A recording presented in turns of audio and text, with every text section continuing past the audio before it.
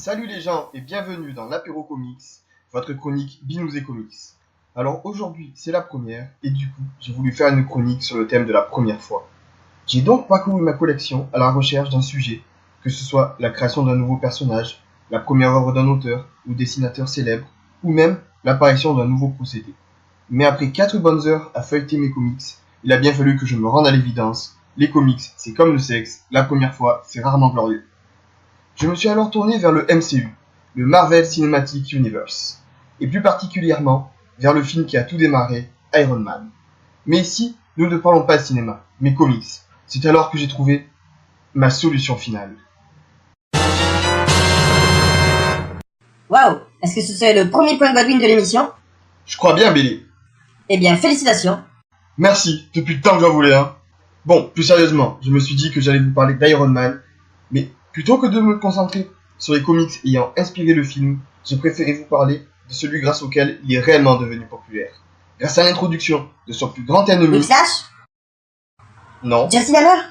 Non, enfin oui, mais c'est pas de lui dont je parle. Ah, je sais, Captain America! Mais tu vas me laisser parler, oui.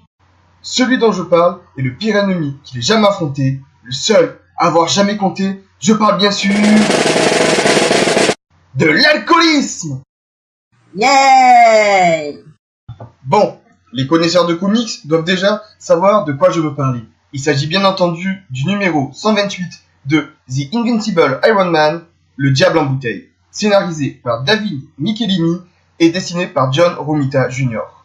Ce numéro ayant la particularité de se centrer uniquement sur le combat intérieur entre Tony Stark et ses propres démons, ainsi que sur la réparation des torts qu'il a causés sous l'influence de l'alcool lors du numéro précédent. Mais vous vous doutez bien que son alcoolisme n'est pas apparu comme ça du jour au lendemain. Celui-ci prend racine à la fin du numéro 124, lorsque Justin Hammer, après avoir piraté l'armure d'Iron Man, l'active et le fait tuer un ambassadeur étranger, devant les yeux du monde entier, entraînant une rapide descente en enfer. Et même si beaucoup estiment que cet arc peut être étendu jusqu'au numéro 120, car on y voit pour la première fois Hammer échafauder son plan, je vois personnellement dans ce numéro les premiers signes d'une prédisposition à l'alcoolisme, en toile de fond d'un combat entre Namor et Iron Man. Bon, à ce stade-là, j'imagine très bien ce que vous vous demandez tous. Pourquoi Namor se balade-t-il toujours en slip? C'est certes une bonne question, mais je pense plutôt à en quoi rendre le personnage de Tony Stark alcoolique l'a-t-il rendu intéressant et populaire. Bon, je tiens tout d'abord à signaler que nous ne faisons pas la promotion de l'abus d'alcool et à rassurer nos auditeurs, aucun membre de l'équipe ne souffre de problème d'alcool. Sauf les bars. C'est pas faux. Pour répondre à cette question, il faut remonter bien avant qu'Iron Man devienne le plus grand méchant de l'univers Marvel, jusqu'aux origines du personnage, lorsqu'en 1963, Stan Lee crée, avec l'aide de Larry Lieber et Don Heck, Iron Man.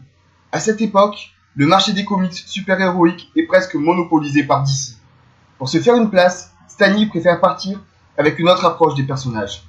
Là où la distinguée concurrence fait rêver avec des personnages faits pour inspirer, Stan Lee décide de permettre au public de s'identifier aux héros en les faisant plein de défauts et donc humains.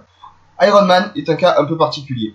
En effet, il s'agit d'un héros dont les capacités s'avèrent être technologiques, mais qui fait surtout rêver par son côté science-fiction. Niveau personnalité, il se doit d'être riche au vu de son équipement et un génie pour pouvoir le créer.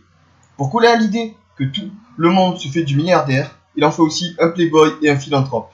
Mais bien que très proche de Bruce Wayne, il diffère en 3 points.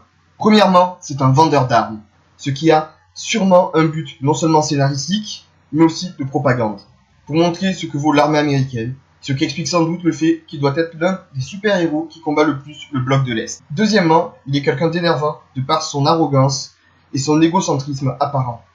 Pour vous aider à comprendre comment il était perçu par les lecteurs, vous connaissez sans doute le concept de personnage qu'on adore détester.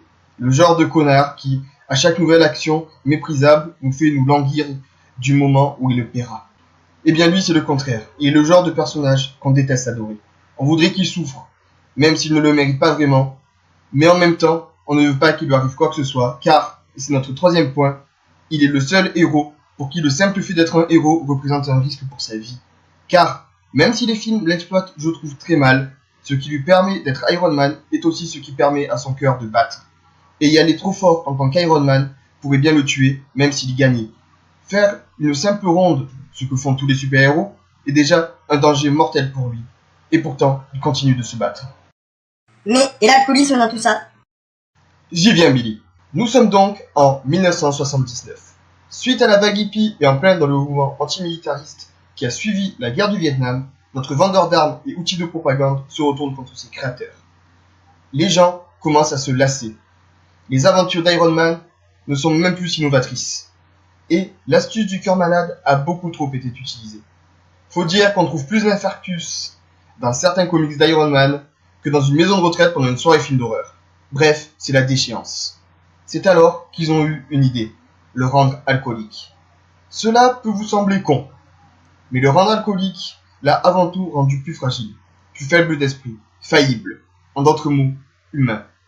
Aujourd'hui, le personnage est devenu populaire, mais malgré tout, l'ombre de l'alcoolisme continue de planer au-dessus de lui, et son combat contre ses démons intérieurs n'a jamais cessé, au point même de se demander si Marvel ne risque pas de surexploiter de nouveau un trait de Tony Stark au point que le public commence à en avoir marre. Bon, ce sera tout pour cette chronique, mais avant de partir, si vous êtes intéressé par d'autres histoires en lien avec l'alcool dans les comics, comme par exemple la fois où Hercule a sauvé une planète de Galactus en faisant un concours de boissons avec lui, je vous conseille la vidéo YouTube Top 15 des cuites en comics, Comics Story 10 sur la chaîne SN Parode, Comics et BD. Je vous conseille même cette chaîne dans sa globalité, vous pourrez trouver tous les liens dans la description. Sur ce, je rends l'antenne, à vous les studios.